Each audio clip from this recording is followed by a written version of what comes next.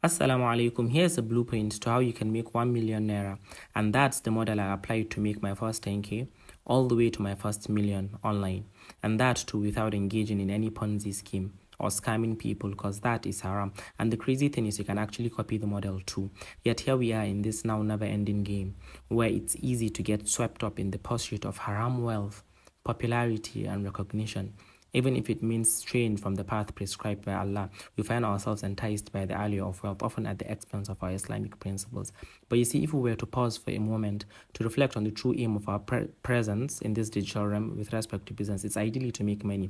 So why not seek to do that without compromising your deen? So you get the best of both worlds, especially since we have an hadith reported by Imam Tirmidhi that the Prophet ﷺ said, "No flesh grows that was nourished by that which is unlawful, but the fire is more appropriate for it." So why not seek the halal over the haram since it's attainable?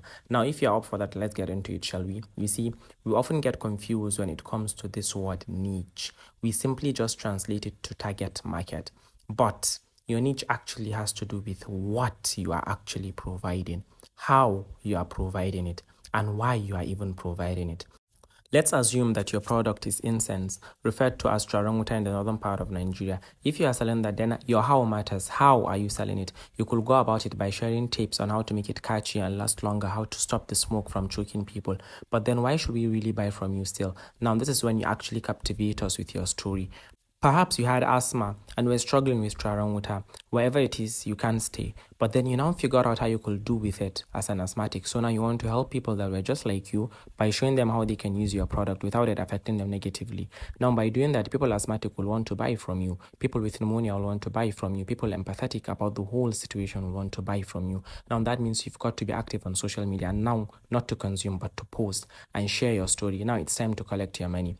You could actually package the water for a single price of 1 million naira, make it a bridal package of some sort, or sell 10 of them at a price of 100k each, or 100 at a price point of 10k each, or 200 at a price point of 5k each. They all amount to 1 million. You just have to be specific about what path to follow, then you stick to it. And remember that the journey towards success in the digital age doesn't need to be paved with compromises and moral dilemmas. We can find riches beyond measure and peace that transcends the noise of the online world by aligning our actions with the teachings of our deen.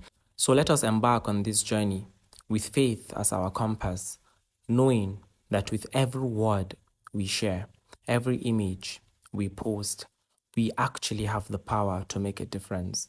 And they will be for us or against us. Let us use our voices not to amplify the noise, but to spread messages of hope, the message of peace, and that of unity upon the one truth that is Islam and Sunnah as we go on to accomplish our goals. Barakallahu fikum. I'm Abu Abdullah and I'm rooting for you. Happy milking.